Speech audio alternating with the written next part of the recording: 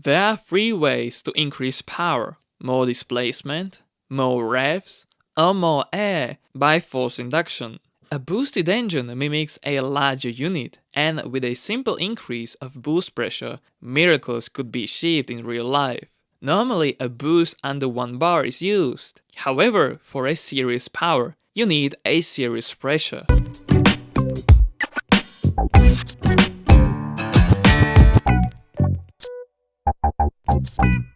Koenigsegg Jesko. This model received a flat-plane crankshaft, which is 5 kg lighter, making the V8 rev up to 8500 rpm.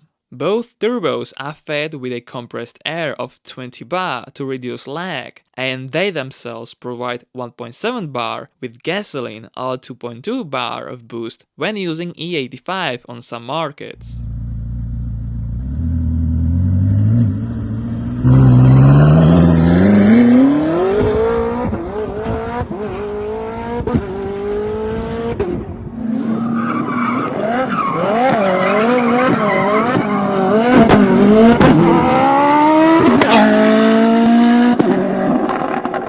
Ford RS200. Using Cosworth's mighty BDT engine, it was a 1.8 liter for the Group B series, making upwards from 400 horsepower at 1.6 bar of boost. A 2.1 liter version was later produced with a special aluminum block for the RS200 Evolution, producing between 550 and 830 horsepower depending on the application. The base 550-ish power output required 1.8 to 2 bar of boost, while to reach 750 plus horsepower figure, 2.2 bar and more was used.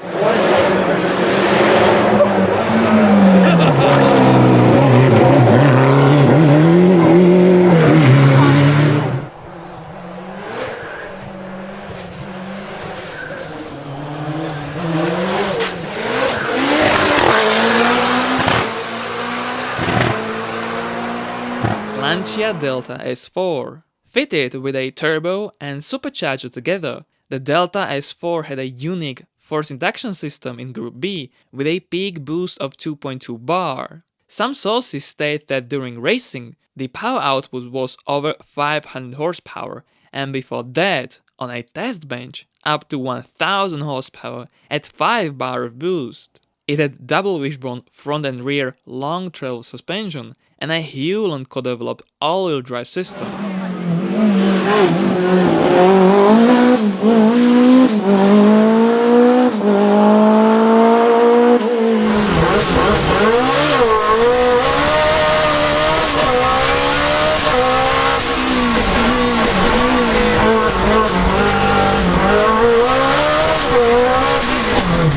Porsche 917/30. At the beginning, meant to be a flat 16 with a longer wheelbase, the 917/30 was a special model for the American Can-Am series, using twin turbocharged 12-cylinder. While the tested 16-cylinder made 750 horsepower, this power plant had much bigger potential, with a peak boost pressure of 2.7 bar. That was enough for a 1600 horsepower qualification trim, absolutely dominating the series in 1973.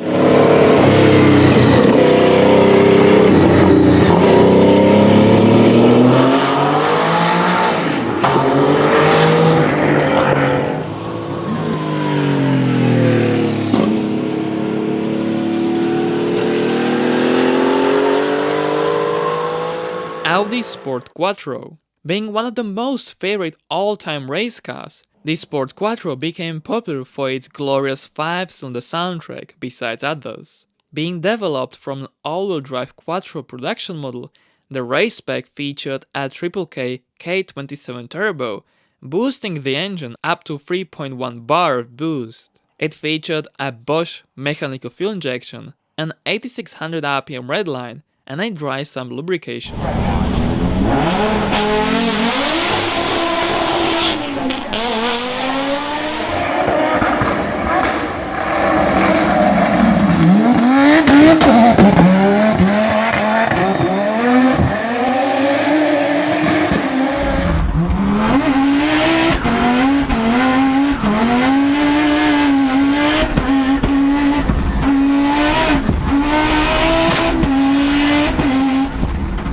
MP4 III.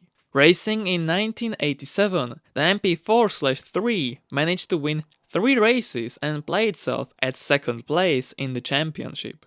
It used a tech Porsche design engine that was not that far away from the Porsche 970/30's power output, with over 70% smaller displacement. Maximum boost pressure during qualifications was 3.9 bar in 1987. However, it was reduced to 2.5 bar to make naturally aspirated competitors more competitive in the following year.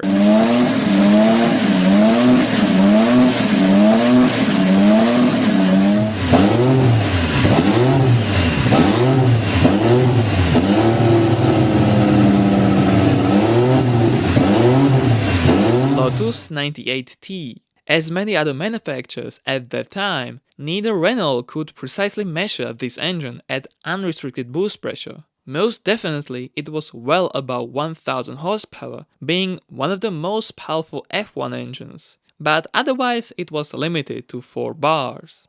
A race trim was producing up to 900 horsepower, while for the qualifications, the engine was producing from 1000 to 1200 horsepower estimately, some sources mentioning even over 1300.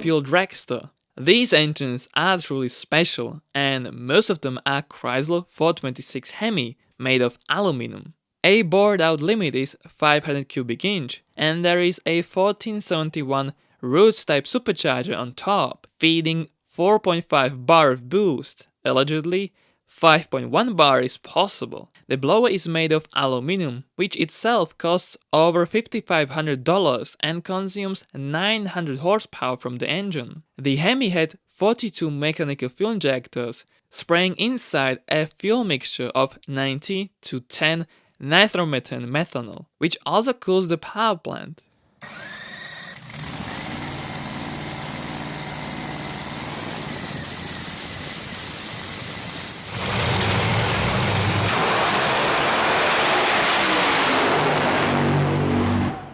BMW M12. The M12 started as a 2-liter Formula 2 engine and later also as a 1.4-liter turbo unit for the Group 5.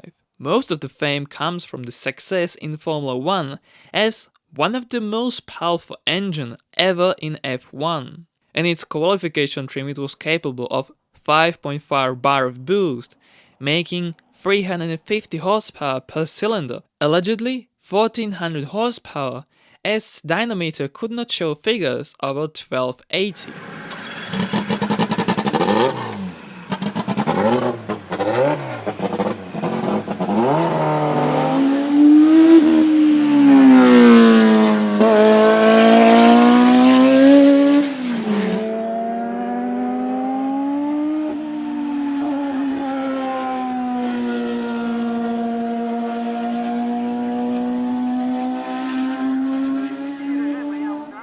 BRM V16.